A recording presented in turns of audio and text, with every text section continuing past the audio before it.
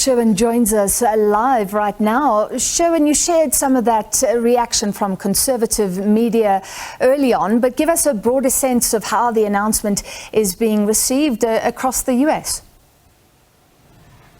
Well, let's start with the Republican Party, Francis, a party in turmoil, particularly after a poor showing in the midterm elections that they were certainly polled and predicted would do very, very well.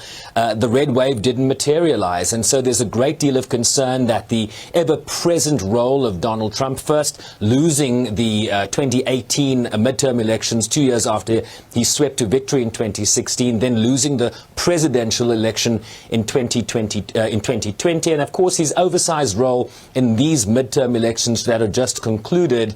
There is concern that this is not a winning formula for the Republican Party, given the losses that Donald Trump has racked up. If you look also at the question of independent voters, Francis, Democrats voting for Democrats do not win Democrats' elections, and the same can be said about Republicans voting for Republicans. What matters is those voters in the middle, independent voters that either go Republican in one election or Democrat in another. And what we are seeing in the data, particularly in the aftermath of this midterm election, is that independents swung heavily towards Democrats in this election, and among their concerns was the question of America's democracy and the integrity of American elections, which Donald Trump has cast aspersions over. The other reactions we are hearing are from people like Senator Mitt Romney, the Republican senator of Utah and a former presidential candidate himself, saying that Trump will be an albatross on Republican electoral prospects. Mike Pence, Trump's former vice president, says he thinks there will be better choices in the future. Lindsey Graham, a close Trump ally, Republican senator from South Carolina, saying that Trump would be hard to beat in a general election if he maintains his message and tone. We put together some reaction from voters in the New York region. Francis, this is what they had to say. Watch. I think I'm just tired of it, period. So I'm sort of glad that the outcome of the midterms is sort of neither here nor there. And it sounds like most of Trump's candidates lost.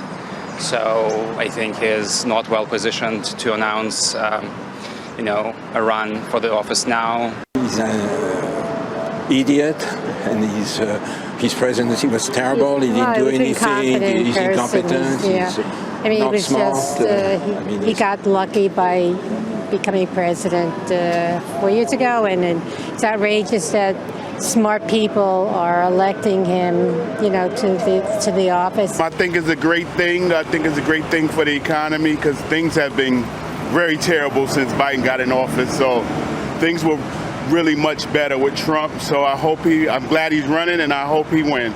The message of the midterms might have been that there's a kind of upper ceiling to the number of people who are willing to be Trump supporters, but I'd be very nervous, especially if Biden runs again. I don't think we can sort of get through another Trump term as a country, so fingers crossed. He's an idiot, he's unqualified, he's mentally ill. What else do you need to know? Why do people vote for him? That's the problem in this country. Francis, in summary, Donald Trump gets a reaction. You heard some of them there, and of course we'll have to see how this plays out over the next 24 months. Yeah, some were very frank. So, Sherwin, you mentioned some of the challenges the former president faces, particularly given the investigations into him. And you suggest that this speaks to the timing of this announcement 2 years before the elections. Tell us why.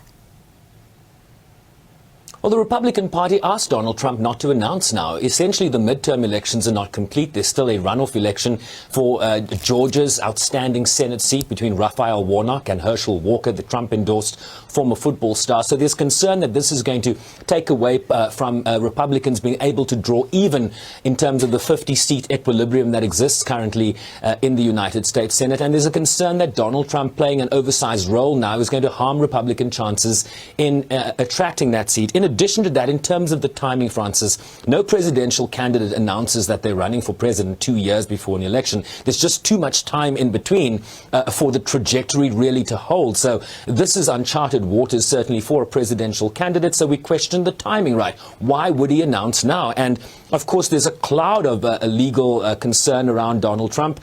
In addition to a number of court cases, there's a federal investigation into his role in the January 6th attack. In addition to the congressional committee that's investigating that attack, his handling of classified information and documents that he took out of the White House to his Mar-a-Lago estate. That, of course, was an FBI raid. That investigation by the Department of Justice continues.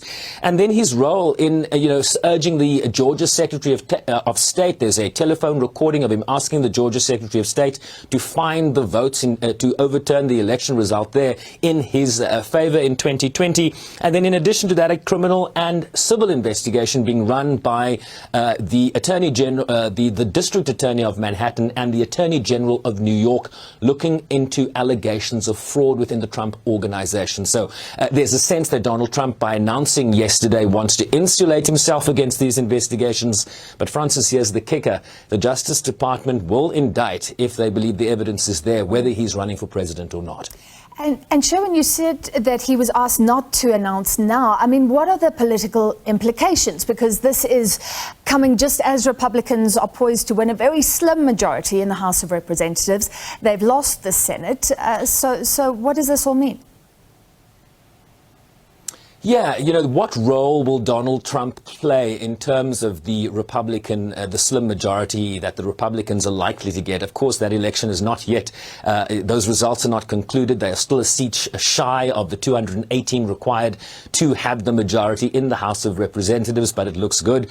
But of course, the concern is that Donald Trump lost Republicans, given his nomination of dubious candidates, lost the bid by the Republicans to regain the Senate. What we are going to have in terms of a divided Congress, the House with Republicans, the Senate with Democrats, is divided government. And, with this majority comes subpoena power, investigative power by the GOP. So they're talking about impeaching Joe Biden. They're talking about investigating the withdrawal of troops from Afghanistan.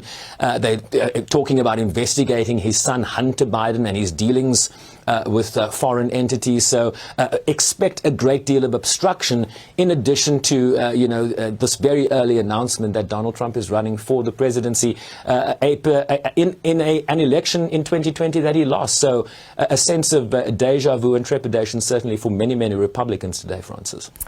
All right, thank you very much. As always, Sherwin Bryce-Pease following developments for us in the United States.